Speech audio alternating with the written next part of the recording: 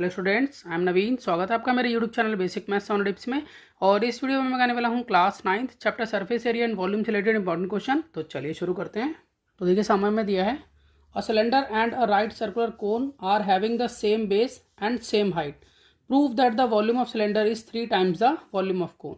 तो हमें यहाँ पर दिया है एक सिलेंडर और एक राइट सर्कुलर कोन, उसका सेम बेस है और दोनों की ही सेम हाइट है।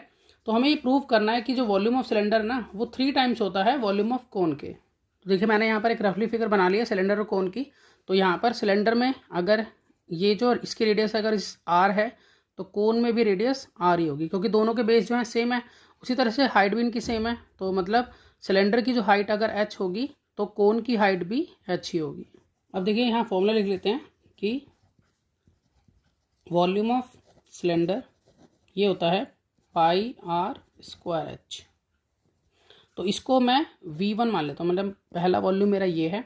और वॉल्यूम ऑफ कोन होता है 1/3 पाई आर स्क्वायर एच, इसको मैं V2 मान लेता हूँ, यानी कि दूसरा वॉल्यूम। देखिए यहाँ पर वॉल्यूम ऑफ सिलेंडर जो है वो है पाई आर स्क्वायर एच और वॉल्यूम ऑफ कोन है 1/3 पाई आर स्क्वायर एच।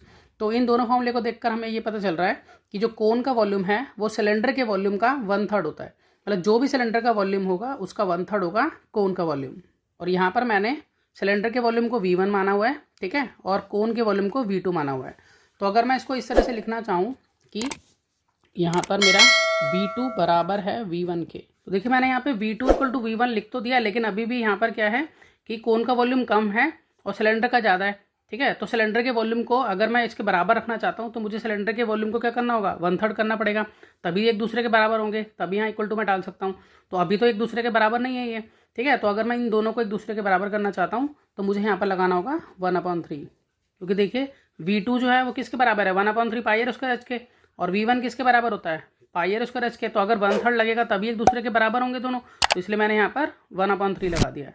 अब हम यहाँ पर इसको क्रॉस मल्टीप्लाई करा लेते हैं। तो पहले मैं इसको लिख लेता हूँ V2, इसके नीचे कुछ नहीं तो 1 = V1 की 1 से मल्टीप्लाई होगी तो V1/3। यहाँ क्रॉस मल्टीप्लाई करेंगे तो जगह 3V2 = V1 बन जा V1। तो यहाँ पर हो गया 3V2 = V1। तो यहाँ पर देखिए ये V1 का मतलब क्या है कि वॉल्यूम ऑफ सिलेंडर, और V2 का मतलब क्या है, वॉल्यूम ऑफ कोन। तो इस इक्वेशन के अकॉर्डिंग हम कह सकते हैं कि वॉल्यूम ऑफ सिलेंडर जो है वो 3 times है वॉल्यूम ऑफ कोन के, क्योंकि यहाँ पर हमने प्रूव कर दिया है कि V1 जो है वो 3V2 के बराबर है। तो इसलिए हम मैं लिख सकता हूँ कि we can say the volume of cylinder is 3 times the volume of cone. तो यहाँ पर ये मैंने मेंशन कर दिया है। तो मैं आशा करता हूँ कि आपको समझ में आया होगा। इसी तरह के बहुत से सम क्लास 9th के लिए पहले से अपलोड है, आप उन्हें देख सकते हैं। तो मिलते हैं नेक्स्ट वीडियो में और नए सम के साथ, तब तक के लिए गुड बाय।